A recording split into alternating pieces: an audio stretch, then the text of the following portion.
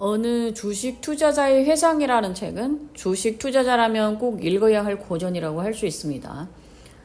이 책은 우리가 흔히 접하는 주식 성공학과는 완전히 다른데요. 이 책은 이제 인간 본성과 사고의 방식, 그리고 실패 경험에 대해 이야기합니다. 이렇게 실패를 정면으로 다룬 책은 정말 드물기 때문에 이런 책이야말로 이른바 성공담보다 훨씬 더 가치가 있다고 생각합니다.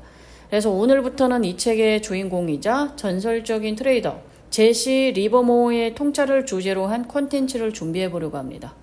그가 남긴 명언들 중 몇 가지를 뽑아서 제 개인적인 경험과 함께 제 생각을 이야기해 볼게요. 리버모어는 말했습니다. 월스트리트에는 새로운 것이 없다. 투기는 산처럼 오래된 것이다. 오늘 주식시장에서 일어나는 일은 과거에도 일어났고 앞으로도 반드시 다시 일어날 것이다. 이 문장 속에는 시장의 본질이 담겨져 있어요. 사람의 본성은 이익을 쫓고 손해를 피하려는 것이에요.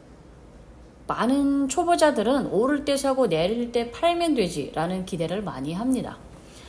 하지만 이런 심리야말로 바로 이익만 취하고 손해는 회피하려는 인간의 본성에서 비롯된 것이기 때문에 시장에서 일정한 패턴이 반복되는 이유가 바로 이 불변하는 인간 본성 때문이에요.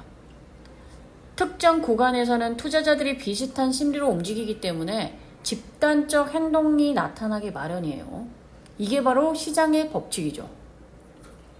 결국 우리가 거래하는 건 가격이 아니라 인간의 본성이라는 점입니다. 경험 있는 투자자라면 누구나 알 겁니다. 주식시장에서 완벽하게 이익만 보고 손실을 피하는 것은 불가능하다는 사실을요. 큰 수익을 얻기 위해서는 어느 정도의 손실을 감수해야만 합니다.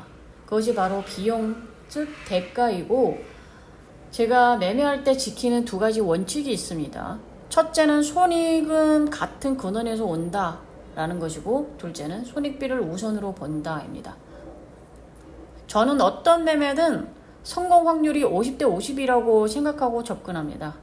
다만 저는 인간 본성이 강하게 작용할 수 있는 구간, 손익비가 유리한 자리를 찾으려고 노력하는 거예요. 이런 구간에서는 수익은 크고 손실은 작게 만들 수 있기 때문에 결과적으로 위험 대비 수익률을 최적화할 수 있게 됩니다. 리버모어는 이렇게 말했습니다. 주가의 상승과 하락에는 늘 이유가 있지만 나는 14살 때부터 그 이유를 묻지 않았다. 지금 40이 되었지만 여전히 묻지 않는다. 이 말에 대해 저의 해석은 묻지 않고 따지지 않는다라는 태도입니다. 시장에는 우리가 모르는 일들이 항상 존재해요. 그래서 왜 그런 일이 발생했는가를 파헤치는 건 결국 대부분 과거의 이야기가 됩니다. 지금 이 순간에 도움이 되지 않는 정보일 수 있다는 뜻이에요. 그래서 중요한 건 왜가 아니라 그 일이 발생했을 때 어떻게 대응할 것인가를 고민하자는 자세입니다. 그래서 우리는 항상 계획을 세워야 합니다. 여러 가지 시나리오에 대비한 대응 전략이 필요합니다. 상황이 바뀔 때마다 시뮬레이션을 하고 미리미리 대응 방안을 준비해 두는 것이에요. 그리고 반드시 플랜 A, 플랜 B, 플랜 C처럼 상황별 대응 시나리오를 구체적으로 세워야 되고 어떤 일이 벌어지든 준비된 대로 움직이셔야 됩니다. 결국은 묻지 말고 시뮬레이션 하라. 이게 무슨 일이 벌어지든 그때 나는 무엇을 할지만을 생각하자라는 이게 핵심이라고 봅니다. 이유를 다 파악하고 나서 움직이려 하지 말고 지금 바로 행동하세요. 어떤 종목은 특별한 이유 없이 이상한 급등이나 급락을 보일 때가 있습니다. 우리가 가장 먼저 볼 수 있는 건 결과입니다. 그 이유는 장 마감 후 혹은 며칠이 지난 후에야 기사로 나올 수도 있죠. 원인은 늘 사실보다 늦게 도착합니다. 시장에는 늘 먼저 감지하고 먼저 움직이는 사람들이 있습니다. 그들은 자신만의 정보 채널, 분석력과 혹은 다른 이점들을 갖추고 있어요. 그리고 또 한 부류는 그 뒤를 따라가는 후발 인지자들입니다. 이 두 그룹이 시장에서 가장 먼저 반응하는 사람들이에요. 이들의 움직임은 시장에 다양한 흔적을 남기게 됩니다. 그 흔적이 바로 저희가 처음으로 목격하는 이상한 움직임이에요. 그래서 저는 제 매매 시스템에서 시장에 나타나는 이상 징후를 굉장히 중요하게 봅니다. 예를 들면 대량 갭이 발생 시 주요 구간 돌파 직전의 이상 움직임, 이평선의 다중 정배열, 혹은 데드 크로스나 골든 크로스 같은 구조적인 변화들입니다. 이런 것들이 시장 방향성을 보여주는 핵심적인 징후입니다. 실전 트레이더들의 사전에는 이유라는 단어보다 동인이나 촉매라는 표현을 많이 사용합니다. 이 캐탈리스트의 목적은 시장의 반사성을 만들어내고 더 많은 사람이 이 흐름을 진짜로 받아들이도록 만들고 결국 더 큰 매수세와 모멘텀을 유도하는 데 있습니다. 즉 캐탈리스트는 시장을 자기 강화 상태로 만들고 이를 통해 트렌드를 형성하는 역할을 합니다. 그래서 리버모어가 말했죠. 이유를 파악하고 나서 움직이지 말고 지금 바로 행동하세요. 시장에 명확한 신호가 나타나기 전까지는 절대 먼저 움직이지 마세요. 제가 실수했던 가장 큰 이유는 스스로 세운 매매 원칙을 지키지 못하고 잦은 매매에 빠져 있었기 때문이에요. 손실의 가장 큰 원인은 빈번한 거래입니다. 이 말에 공감하시는 분들은 아마 주식시장에서 충분히 경험을 쌓아보신 분들일 거예요. 사실 매매에서 실패는 기술적 문제가 아니라 몰라서도 아니고 계획이 없어서도 아니고요. 어떻게 해야 될지 몰라서도 아니에요. 대부분은 감정에 휘둘려 판단이 흐려지고 그 결과 잘못된 행동을 하는 것입니다. 감정이 이성을 움직이는 거죠. 또한 상상력이 지나치게 풍부하면 사람은 본능적으로 시장을 예측하려고 합니다. 오늘 올랐으니 내일도 오르지 않을까? 오늘 많이 빠졌으니 내일은 반등하겠지? 이런 식으로 자꾸만 머릿속에서 시나리오를 지어내죠. 이렇게 현실과 동떨어진 예측과 베팅을 하게 되는 건 정말 위험한 일입니다. 절대로 해서는 안 되는 태도예요. 그래서 시장에서 아직 아무런 명확한 시그널이나 중요한 힌트가 보이지 않는다면 가장 좋은 대응은 움직이지 않는 것입니다. 한번 예측이 머릿속에 자리 잡으면 그 생각이 고정되어 유연함을 잃게 되는 거예요. 예를 들어 오늘 크게 빠졌으니 내일은 반등하겠지라는 생각이 들면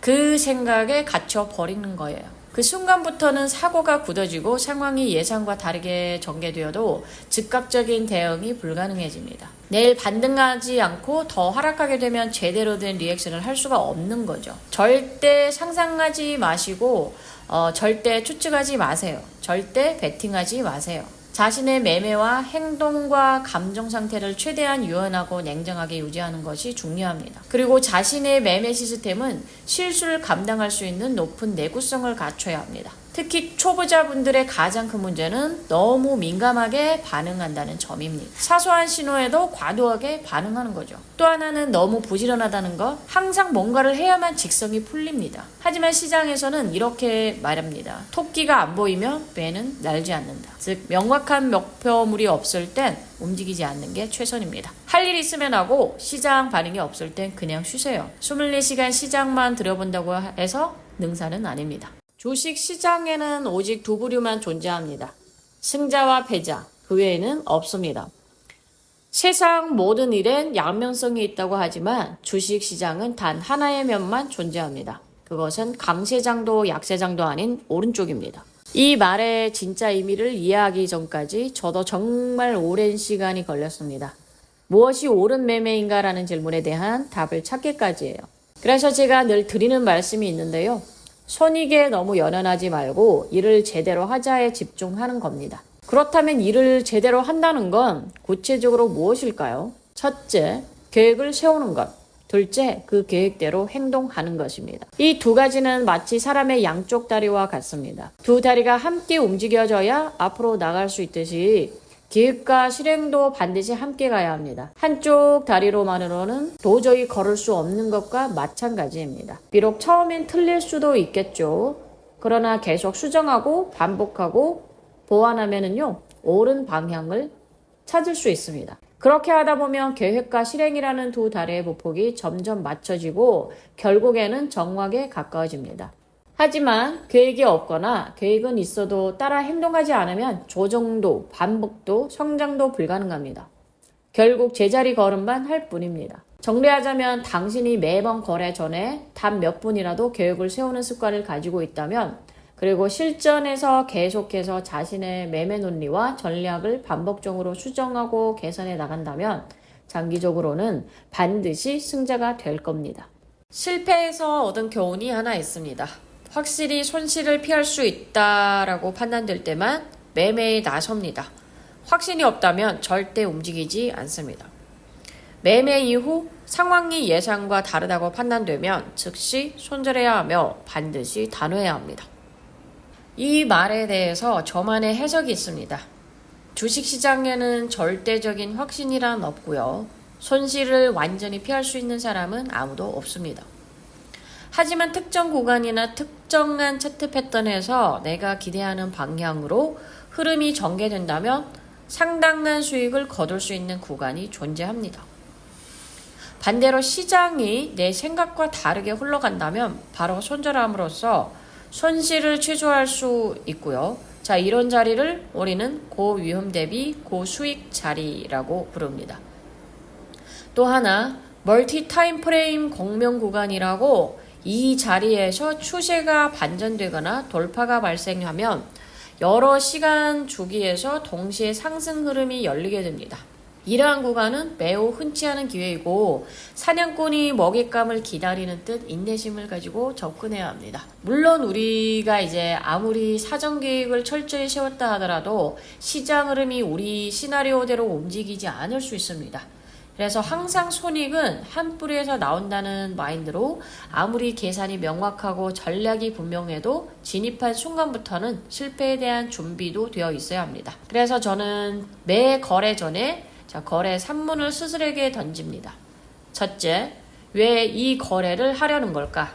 이 질문은 거래의 논리와 전략, 계획의 근거를 스스로 점검하라는 뜻입니다. 예를 들어 중요한 지점이거나 손익비가 상당히 높은 자리라서 진입을 고려하고 있다. 좋습니다. 그렇다면 두 번째 질문, 당신의 기대 수익은 얼마입니까? 만약 이 자리에서 돌파된다면 상방 목표치는 대략 몇 퍼센트 정도입니까? 반대로 실패한다면 손절 라인은 어디인가요? 손절 시 손실폭은 얼마이고 이익과 손실의 비율, 손익비는 몇 대 몇일까요? 이처럼 왜 이 거래를 하고 기대 수익은 무엇이고 손절 기준은 어디인지 먼저 분명히 해야 합니다. 그 다음에는 기대 수익에도 못 미치고 손절 라인도 깨지지 않았다면 그냥 포지션을 그대로 유지하는 겁니다. 기대 수익 도달 시 청산하고 손절 라인 도달 시 손절해야 한다. 이게 바로 원칙이고 이게 바로 계획된 거래입니다. 마지막으로 저만의 아주 중요한 원칙이 하나 있습니다. 다소 유연한 원칙인데요. 나를 편하게 하라는 원칙입니다. 어떤 시장 상황은 감정을 크게 흔들고 이성적인 판단을 망치기도 합니다. 만약 거래 도중 감정이 흔들리고 있다는 걸 자각하게 된다면 제 경우에는 포지션을 줄이거나 아니면 그냥 거래 자체를 접습니다. 마음이 편한 방향으로 움직입니다. 결론적으로 자신이 감정적으로 안정된 상태를 유지하는 것이 가장 중요합니다. 앞서도 말씀드렸지만 거래의 성패는 지식이나 기술이 아니라 결국 마음가짐에서 갈립니다. 마음이 무너지면 그 순간 모든 것이 무너집니다.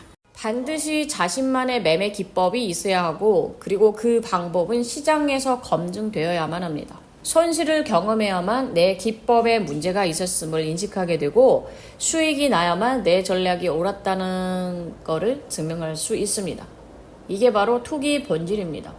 그런데 이 말은 맞는 말이기도 하고 틀린 말이기도 합니다. 수익이 났다고 해서 무조건 옳고 손실을 봤다고 해서 무조건 틀렸다고 단정할 수는 없습니다. 왜냐하면 시간이라는 요소와 전체적인 논리적 맥락이 없이 결과만 보고 판단하면 본질을 놓치게 되기 때문이에요. 투자 세계에서는 성공이 곧 정답이라는 식의 이문법적 사고는 통하지 않습니다. 매매에는 절대적인 정답이 없어요. 예를 들어 오늘 손절하고 나왔는데 내일 급등하는 경우도 있고요. 그럴 때 내 판단이 맞았는지 틀렸는지는 단정할 수 없는 겁니다. 하지만 한 가지 확실한 건 모든 사람의 투자 철학과 매매 방식은 각자의 지식 구조와 인지 체계에 기반한 결과물이라는 점입니다. 그 전제 조건이 매우 중요합니다. 예를 들어 내가 워렌 버핏처럼 오랜 시간 축적된 투자 지식과 사고 구조를 갖추고 있지 않다면 그의 방식을 따라해도 제대로 구해낼 수는 없습니다. 그렇기 때문에 투자와 트레이딩은 본질적으로 지극히 개인화된 행위이고, 그래서 자신의 내면을 들여다보고 자신의 한계를 아는 것, 그게 정말 중요합니다. 다시 말해 자신의 비교 우위가 무엇인지 알고 동시에 자신이 어디까지 인지할 수 있는지를 아는 것, 이게 핵심입니다. 자신이 성격과 사고방식을 반영한 투자 방식이나 매매 기법이야말로 가장 이상적인 전략입니다. 이런 전략은 자연스럽게 패제 루프를 형성하며 나의 성격과 인지 구조에 완벽히 들어맞게 됩니다. 마치 내 안에 뿌리내린 생체 리듬처럼 시간이 지나면 본능이 되어 나를 움직이게 됩니다.